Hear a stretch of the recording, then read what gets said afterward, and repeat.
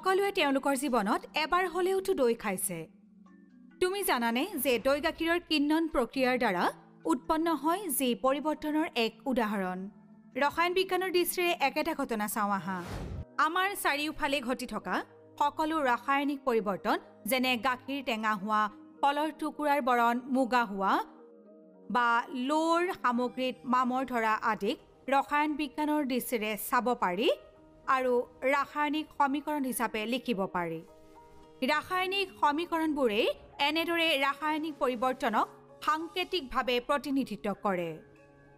এই বিষয়ত আমি ৰাসায়নিক পৰিৱৰ্তনৰ বিষয়ে প্ৰাসংগিক তথ্যৰ সৈতে ৰাসায়নিক পৰিৱৰ্তনবোৰ ৰাসায়নিক সমীকৰণ হিচাপে প্ৰকাশ কৰিবলৈ শিকিম। আমি অক্সিজেনৰ সৈতে মেগনেছিয়াম ৰিবন জ্বলোৱাৰ কথা আলোচনা কৰোঁ আহা।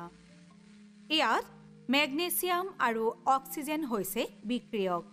বিক্ৰিয়কবোৰে পাতল ধূসৰ পাউডাৰ মেগনেছিয়াম অক্সাইডলৈ ৰূপান্তৰিত কৰে, যি হৈছে বিক্ৰিয়াজাত পদাৰ্থ। এটা শব্দ সমীকৰণত বিক্ৰিয়কবোৰ বাওঁফালে লিখা হয় আৰু সেইবোৰৰ মাজত যোগ চিহ্ন থাকে।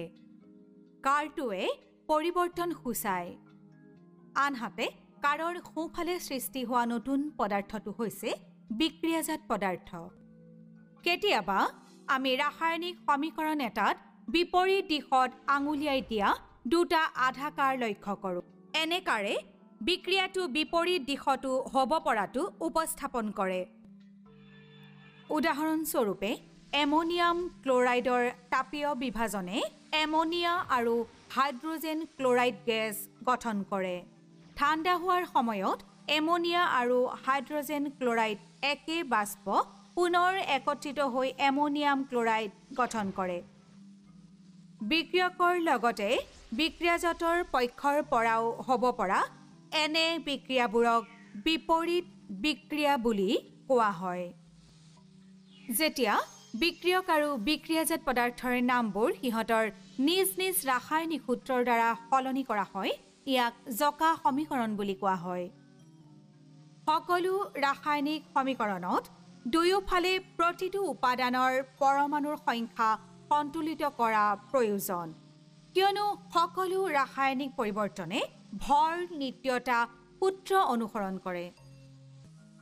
এই বিপৰীত বিক্ৰিয়াত দেখা পোৱা অনুসৰি বাওঁহাতে থকা আৰু সোঁহাতৰ ফালে থকা পৰমাণুবোৰ সমান, গতিকে সমীকৰণটো সন্তুলিত।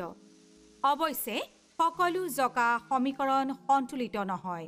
উদাহৰণস্বৰূপে যেতিয়া ছডিয়ামে পানীৰ সৈতে বিক্ৰিয়া কৰে, ই ছডিয়াম হাইড্ৰক্সাইড গঠন কৰে আৰু হাইড্ৰজেন গেছ মুকলি কৰে। আমি ইয়াত দেখিবলৈ পাওঁ যে দুয়োফালে প্ৰতিটো প্ৰকাৰৰ পৰমাণুৰ সংখ্যা সমান নহয়। এই ভাৰসাম্য বজাই ৰাখিবলৈ দুয়োফালৰ ৰাসায়নিক সূত্ৰবোৰ উপযুক্ত সংখ্যাৰে পূৰণ কৰা হয়, যাক সহগ বুলি কোৱা হয়। এবাৰ বিক্ৰিয়কৰ ফালে আৰু বিক্ৰিয়াজাত পদাৰ্থ ফালৰ সকলো পৰমাণু সমান হ'লে ইয়াক এক সন্তুলিত ৰাসায়নিক সমীকৰণ হিচাপে গণ্য কৰা হয়। সকলো ৰাসায়নিক সমীকৰণ সিহঁতৰ ভৌতিক অৱস্থাৰ সৈতে থাকিব লাগিব। ৰাসায়নিক সমীকৰণত বিক্ৰিয়ক আৰু বিক্ৰিয়াজাত পদাৰ্থৰ ভৌতিক অৱস্থাবোৰ সেইবোৰৰ ৰাসায়নিক সূত্ৰৰ ওপৰত উপযুক্ত চিহ্নৰ দ্বাৰা চিহ্নিত কৰা হয়। উদাহৰণস্বৰূপে যেতিয়া পানীত ছডিয়াম ধাতুৰ এটা অতি সৰু টুকুৰা যোগ দিয়া হয়, হাইড্ৰজেন গেছ বিকশিত হয় আৰু জলীয় দ্ৰৱ হিচাপে ছডিয়াম হাইড্ৰক্সাইড গঠন হয়। উপযুক্ত উপলিপিবোৰে সূচিত কৰা সকলো পদাৰ্থৰ ভৌতিক স্থিতি মন কৰিবা। এই বিক্ৰিয়াত বিক্ৰিয়াৰ সময়ত নিৰ্গত হোৱা হাইড্ৰজেন গেছ জ্বলি যোৱাৰ ফলত বৃহৎ পৰিমাণৰ তাপ বিকশিত হয়। এক তাপৱৰ্তী বিক্ৰিয়াত তাপৰ এই বিৱৰ্তন ডেল্টা এইচ ঋণাত্মক চিহ্নৰ দ্বাৰা চিহ্নিত হয়। আনহাতে যেতিয়া আমি পানী থকা পৰীক্ষানলী এটাত এমনিয়াম ক্লৰাইড যোগ দিওঁ, পৰীক্ষানলীটো ঠাণ্ডা হৈ পৰে। ই সূচায় যে এই বিক্ৰিয়াৰ সময়ত তাপ শোষণ হয়। ইয়াক তাপগ্ৰাহী বিক্ৰিয়া বুলি কোৱা হয় আৰু ইয়াক ডেল্টা এইচ ধনাত্মক চিহ্নৰ দ্বাৰা প্ৰতিনিধিত্ব কৰা হয়। এতিয়া নিম্নলিখিত সমীকৰণবোৰ চোৱা। প্ৰথম বিক্ৰিয়াত সমীকৰণটোত কাৰ্বন ডাই অক্সাইডক ঊৰ্ধ্বমুখী কাঁড় হিচাপে সূচিত কৰা হয়, যি গেছ মুকলি হোৱাটো সূচায়।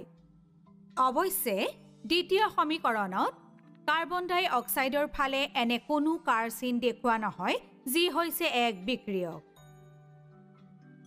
সেয়েহে মন কৰাটো গুৰুত্বপূৰ্ণ যে কাঁড়বোৰ কেৱল বিক্ৰিয়াজাত পদাৰ্থ হিচাপে উদ্ভৱ হোৱা গেছৰ বাবে ব্যৱহাৰ কৰা হয়, বিক্ৰিয়কৰ বাবে নহয়। এতিয়া একেটা সমীকৰণত কেলছিয়াম কাৰ্বনেটৰ বিৰুদ্ধে তলৰ কাঁড় এডাল লক্ষ্য কৰা। এই কাঁড়ডালে বিক্ৰিয়াজাত পদাৰ্থ হিচাপে অদ্ৰৱণীয় গোটা অধ্যক্ষেপ সূচায়। সকলো বিক্ৰিয়াৰ স্থিতি নিৰ্দিষ্ট কৰি ৰাসায়নিক সমীকৰণবোৰ অধিক তথ্যপূৰ্ণ কৰিব পাৰি। উদাহৰণস্বৰূপে এছ'টোক এছ'থিলৈ ৰূপান্তৰ কৰাৰ কথা বিবেচনা কৰা, যি হৈছে ছালফিউৰিক এচিড গঠনৰ সৈতে জড়িত এক পদক্ষেপ। বিক্ৰিয়াৰ বাবে নিৰ্দিষ্ট উষ্ণতা, চাপ আৰু অনুঘটকৰ প্ৰয়োজন। এই সকলোবোৰ দেখুওৱাৰ দৰে ৰাসায়নিক সমীকৰণত উল্লেখ কৰা হৈছে। সাৰাংশ: এক সন্তুলিত ৰাসায়নিক সমীকৰণে এনেদৰে সাংকেতিকভাৱে এক ৰাসায়নিক পৰিৱৰ্তন প্ৰতিনিধিত্ব কৰে আৰু বিক্ৰিয়ক, বিক্ৰিয়াজাত পদাৰ্থ, সেইবোৰৰ ভৌতিক অৱস্থা আৰু সেইবোৰৰ আপেক্ষিক পৰিমাণৰ বিষয়ে তথ্য প্ৰদান কৰে। ই ৰাসায়নিক পৰিৱৰ্তনৰ লগতে নিৰ্দিষ্ট বিক্ৰিয়াৰ স্থিতিৰ সময়ত হোৱা তাপৰ পৰিৱৰ্তনো দেখুৱায়। এই সকলোবোৰ এনেদৰেই হয়নে? ইয়াৰ আঁৰত কোনো সূত্ৰ আছে? আহা, এইটো বিচাৰি উলিয়াওঁ।